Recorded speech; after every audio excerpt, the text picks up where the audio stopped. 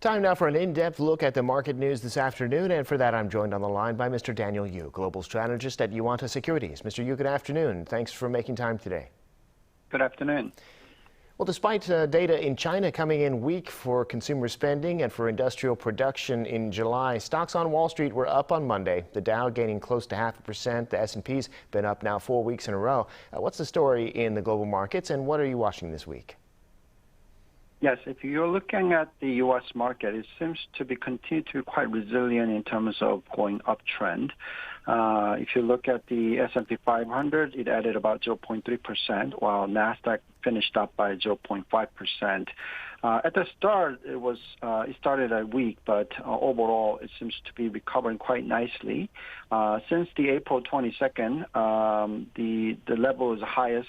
And it is led by the Tesla and Apple and Microsoft, meaning that large cap tech stocks are leading. The NASDAQ seems to be showing much stronger rise. From the bottom to right now, we saw S&P rising somewhere around 18%.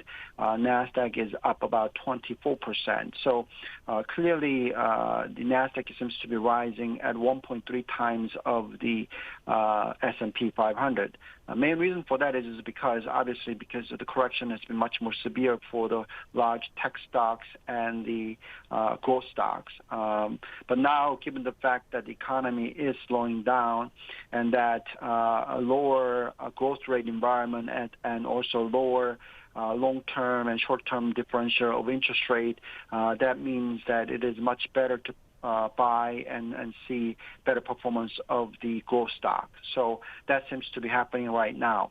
Of course, we're not sure whether the inflationary pressure can be coming down quite rapidly, but it seems that given the fact that China's strong demand seems to be much weaker than expected, and therefore that causes the inflation to be weaker.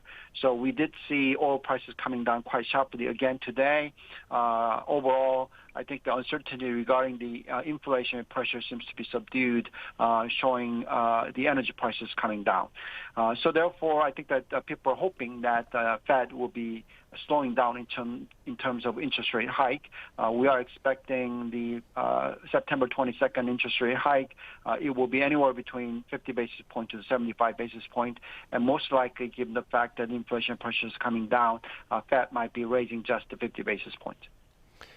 Right, and Korean stocks up today, too, as the Wall Street rally continues. For the top 10 companies on the Kospi, though, it was a real mix. The big chip makers, Samsung Electronics and SK Hynix, other Samsung affiliates, too, pulling the market higher. Tell us about the domestic market. Right. In terms of Korean market, clearly the liquidity condition is an issue. Given that foreign investors are continuing to be a net buyer of Korean market, nevertheless, we're not seeing institutional money coming in aggressively, nor are the domestic retail investors coming back to the market. And therefore, it's quite a bit of a volatility happening. And in terms of the pace of rise, it is weaker than U.S. market. Today, Kospi is up 0.34%. Kosdaq is up 0.37%. Kospi 200 was up 0.34%, but Kospi itself was up only 0.22%. So clearly, U.S. market rise relatively is much faster and higher compared to Korean market. The key concern, obviously, is once again what happens to the Korean won. Korean won seems to be not necessarily appreciating aggressively. We're seeing continue to be above 1310 level. We did see that it slightly go down to 1300 or below, but it's right back up again to 1310.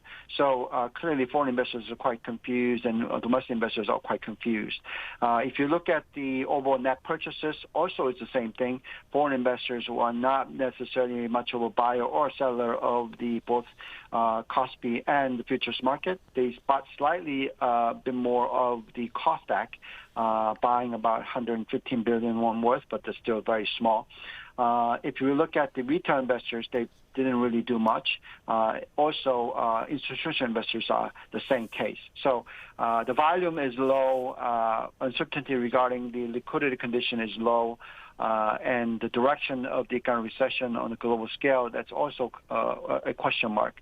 So we need to wait and see. The direction needs to be settled. I think that we need to see the Fed lowering the speed of interest rate hike. If that's the case, then dollar weakness would continue and Korean won appreciation can continue and foreigners' net purchase of the Korean market can accelerate. If that's the case, then Korean market can go up faster pace than even U.S. But for the time being, still cautions are made. And if you look at the individual stocks, it seems that they're just playing the theme related. So today we saw education-related stocks and the traveling-related stocks were doing okay, and also large cap-wise, the semiconductor because it fell quite significantly. So technically, it rebounded. Right, and the China story is a big one right now. The disappointing data we saw, excuse me, plus a rate cut by the Bank of China is sending the dollar higher. It's it's making it more attractive. The Korean won, as you were just saying, remains in its weak position at above 1,300 won to the dollar. So could you talk a little bit more about the situation with the won and perhaps how that relates to the situation in China? Sure. If we look at the Chinese market, if you look at the retail sales, it came in at below expectation, 2.7% year on year, missing the market expectation of 5%. And also the fixed asset investment came in at below expectation at 5.7%. Expectation was 6.2. Also, if you look at the industrial output, it came in at 3.8% year on year in July, which is below market expectation of 4.6. So all round economic numbers are much weaker. However, though, because of that, we are seeing Chinese rate cut happening. It is first time since 7 months. PBOC unexpectedly cut the key policy interest rate for the first time since the beginning of the year by 0.1%. Now it is down to 2.75 from 2.85% for the 1-year medium-term lending facility loans. Clearly, that kind of gives us signals that the Chinese government and the PBOC, the central bank, is ready to continue to do boosting measures to provide liquidities to see the economy not slowing down to the pace of economic recession. Right now, we are seeing a lot of the negative numbers coming out from the economic standpoint for China, particularly the property prices falling quite sharply.